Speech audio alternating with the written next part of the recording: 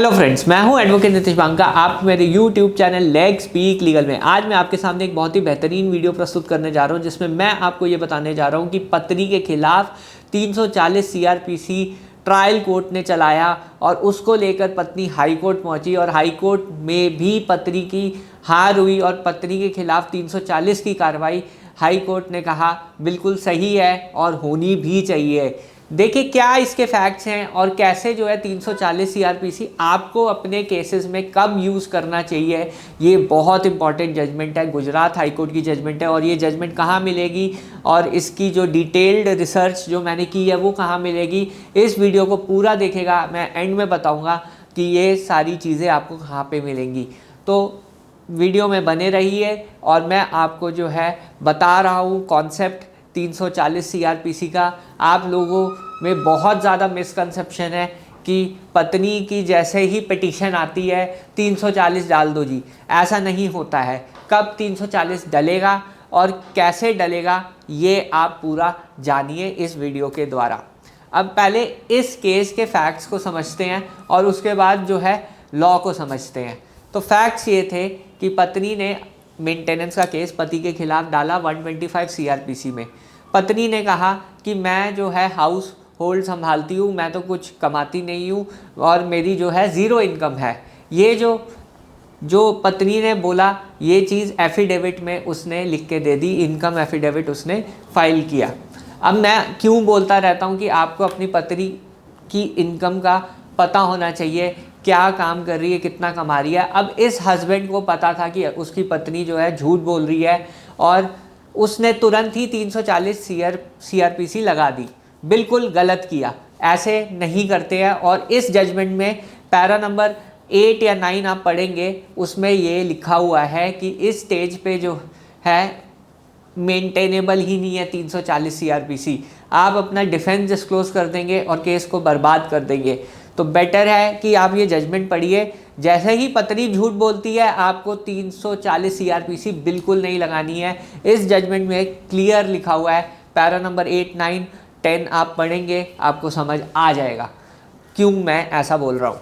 अब मैं आपको ये बताने जा रहा हूँ कि इसमें अब 340 सीआरपीसी हस्बैंड ने लगा दी, पहली गलती करी, कोर्ट ने वो ली ही नहीं, पिटीशन डिसमिस कर दी।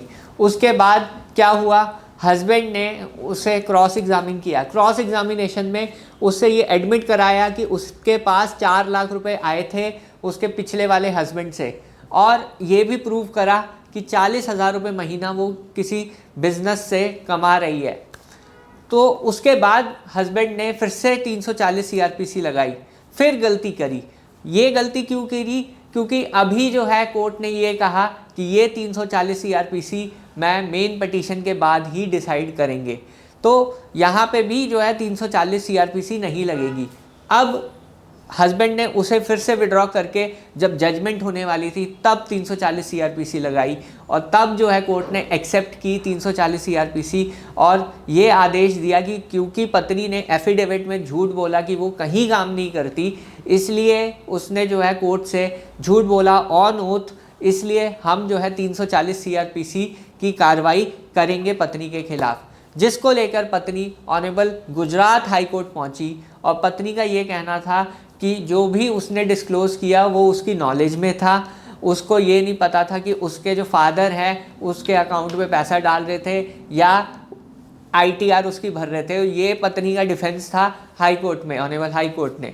हस्बैंड की साइड से यही डिफेंस था कि पत्नी ने ऑन ओथ झूठ बोला है, वो 40,000 रुपये महीना कमा रही थी और 4 लाख की एलिमनी ऑलरेडी वो ले चुकी थी अपने पिछले वाले हस्बैंड से, उसने डिस्क्लोज नहीं किया है, इसलिए 340 की जो कार्रवाई है वो इम्पॉर्टेंट है। अब इस जजमेंट का पैरा 18 आप पढ़ेंगे तो पैरा 18 में ये लिखा है साफ साफ कि जो लॉ पत्नी के लिए बेनिफिशियल लेजिस्लेशन है उसको अगर पत्नी मिसयूज़ करती है तो 340 बनता है और 340 की कार्रवाई होनी चाहिए इस केस में।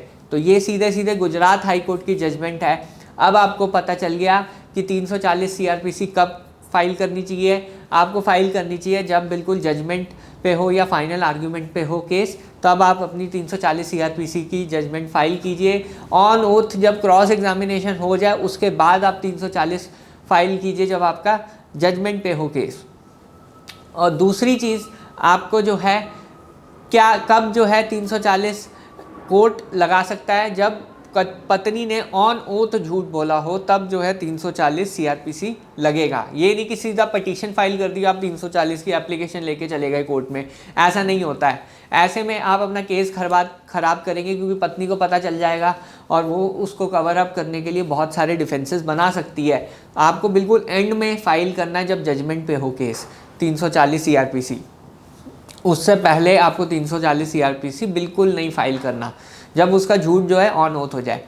और कोर्ट ये हर केस में 340 नहीं लगाएगा। अब जैसे मेंटेनेंस के केस में पत्नी ने झूठ बोला इनकम के लिए तब 340 लगेगी, पर हर छोटे झूठ पे जो है 340 नहीं लगेगी।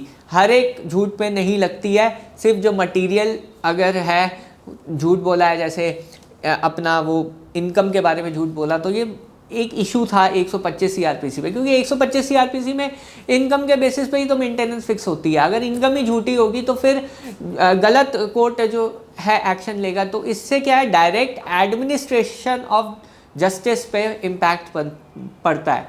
तो जिसकी वजह से कोर्ट ये कहता है कि हर केस में हम 340 नहीं लगाएंगे, बट जहाँ पे एडमिनिस्ट्रेशन जो है इफ़ेक्ट हो रही है कोर्ट के फैसले इफ़ेक्ट हो रहे हैं, जिसकी वजह से वहाँ पे जो है आपका 340 बिल्कुल लगता है और वहाँ पे कार्रवाई बिल्कुल होगी।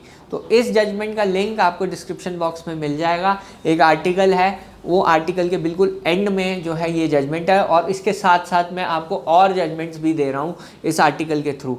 तो देखिए कितनी सारी मैं वैल्यू आपको आज प्रोवाइड कर रहा हूँ।